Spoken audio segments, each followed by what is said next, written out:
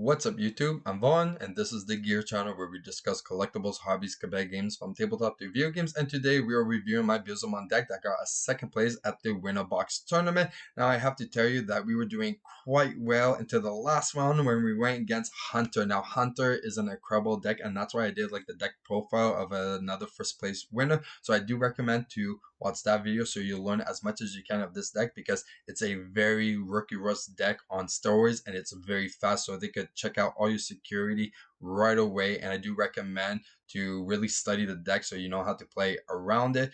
So before we begin, friendly reminder as always to like and subscribe because it really helps the channel a lot and I do really appreciate it. So we do have 4 Demi-Meramon because the majority of the deck is trashing, but also we are drawing, so we do want to see most of our Digimon in our hand or in the trash right away so we can benefit off it. Then we do have our 4 Intmons from EX2, mandatory. 4 Intmons from our structure deck as well. We have 3 Cannonmons because it's an amazing card that we could play it. Trash the top 2. Sometimes it could be pretty much for free for the play cost, but also most importantly, when deleted, we draw a card. So this is a good card to just swing, dice, draw a card as well, get rid of a security. Then we do have 4 Beelzemons. Now this is the only level 4 that we're playing, and we're not playing much because like I said, we are drawing consistently, we are trashing a lot, so we're always going to see level 4s or level 5s around, and with barrage as well we could add them back very easily. Okay, so we have to play 4 Skull Santamon and just Skull Santamon, and the reason why for this is because this is the one that's going to benefit, and this is how you prevent yourself from passing the turn. So this additional inherent ability does matter a lot because when you look at majority of the plays with your Beelzemons, this memory is what's going to make it retain still on your turn, and while you're able to do like the OTKs, and also when Digivolving trash 2 cards, then we turn a Demon Lord, so that means that you could get your Beelzemon, you get your Beelzemon X antibody, or even your Beelzemon blast mode. Okay, next we have 2 Beelzemon EX2. So we didn't necessarily have to play like so many of this, and the reason why is because we're not really spamming too much of the Mons as well. So it's good just to have like a little bit or see it a few times, but it's not really mandatory to have multiple of it. So 2 has been really good in this specific build. Then we have 3 Beelzemon from the structure deck, which is mandatory now because we are trashing quite a bit. We're getting quite a bit of memory from it as well, and also it's a good card just to have like out as well. So since we have options that could trigger on our security that could make us trash even more, if we have this card out, we could easily pass our opponent's turn as well.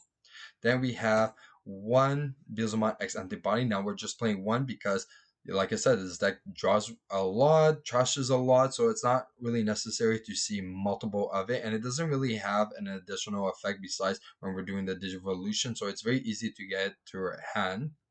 And then we have 3 Avenged Kidmon, which is necessary. So the perfect number so far has been like 3 for Avenged Kidmon. Sometimes 2, depending on the idea build that I'm doing. But like 3 in this specific one, since we are trashing a lot, we don't really want to see it like in a trash, or it could potentially be in a security or in a trash. So that's why we're playing 3. So we have it like around or potentially be drawn into our hand. So it's just for better odds. Then we have 2 blast modes. We don't need more. I never had an issue with 2 blast modes. So far in this build, it's been perfect. Playing wise, spamming it, it's been very good as well. So 2 is like the best idea for it. Then for the tamers, we only have 2 Alimaco for the Digivolution. So this is the one that does the Digivolution, a Beelzemon blast mode from your trash, and also is a memory tamer because starting with 3 memory is a lot.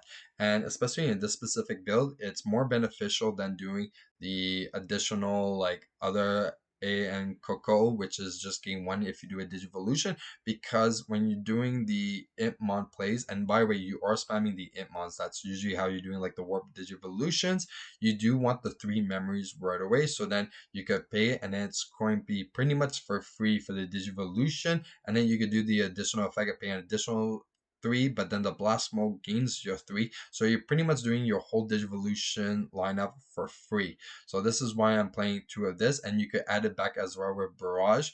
So very good. It's not necessary for this build to play the other one. Then we have 4 Darkness Wave because this deck is really spamming and really trashing a lot. So as soon as you see this card, you're already trashing a quite a bit, so you definitely need 4 of that. You need 4 Death Slingers as well to gain the memory. You need 4 Rival Barrage, because this is what's getting all your Digimon tamers, so you want to always see it. So by the way, when you decide to mulligan or not, this is how you know if you're supposed to mulligan, is that if you open your hand and you see 2 or less cards that are additionally meant for trash, that's a hand to keep. If you see 3 or more, that's when you should start mulligan. So these are perfect odds to like consider. So let's say if you see like 2 Deathslinger and 1 of that, then you definitely. But then if you see only like 1 of this or 2 of this and then other, that is an ideal hand that you want to keep. Then we do have 4 Miss Memory Boost, which is amazing because every time we play it,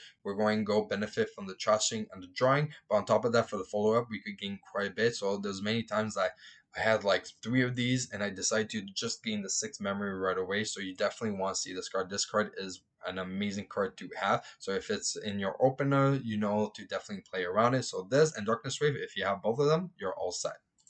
Okay, and then finally we have Jackraid, because it's very easy to get 10 or more cards in your trash, but also you can potentially spam it with Avenge Kidmon. So when you do the order as well, you could consider the Digivolution, consider the trashing as well, and then you could place it in a specific order so you get back into your hand right away. So you could actually play 4 of these on the same turn. I have actually played 4 of these on the same turn, and we're only playing 2, so imagine that.